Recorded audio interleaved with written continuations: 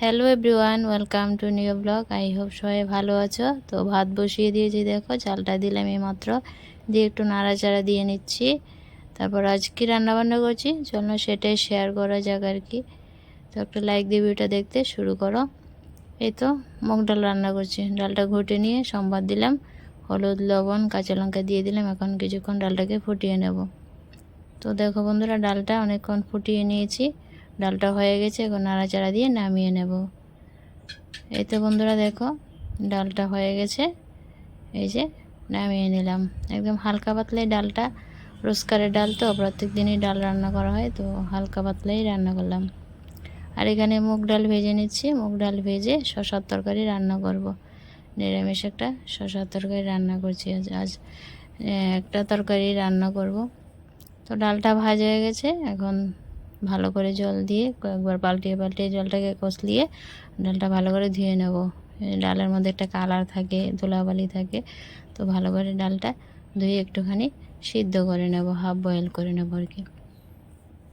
তো বেশি কিছু রান্নাবান্না করবো না কেন বলো তো, এই দেখো বন্ধুরা, চিকেন কষা রয়েছে, মানে চিকেন তরকারি রয়েছে দু রকমেরই, তাই জন্য বেশি কিছু আর রান্না লাগবে না। চিকেন কষাটা গরম করে নিয়েছি, আর এখন এই যে চিকেনের ঝোলটাকে ভালো করে পাগুটিয়ে গরম করে নিচ্ছি।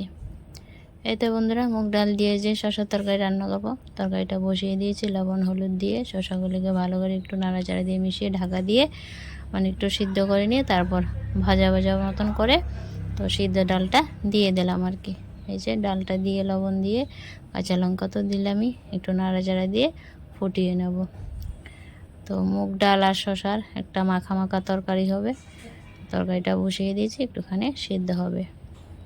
এই তো বন্ধুরা দেখো, শসার তরকারিটা একদম মাখো মাখো হয়েছে, জাস্ট নাড়াচাড়া দিয়ে নিচ্ছি। জাস্ট লোভনীয়, খুব মানে টেস্ট হয়েছিল শসার তরকারিটা। দেখতে দেখছো বন্ধুরা কত লোভনীয়, খেতেও দুর্দান্ত হয়েছিল। তো রান্নাবান্না প্রায় শেষই, বেশি কিছু রান্না করলাম না, বললামই চিকেন ছিল, তো চিকেনটা দিয়ে হয়ে যাবে এবেলা। এই তো বন্ধুরা দেখো, মুগ ডাল দিয়ে নিরামিষ শসার তরকারি খুব সুন্দর হয়েছে দেখতে। অবশ্যই কমেন্টে জানিও শসার তরকারিটা দেখতে কীরকম হয়েছে। আর শসার তরকারি রেসিপিটা তোমাদের সাথে শেয়ার করেছি, অবশ্যই দেখে নিও।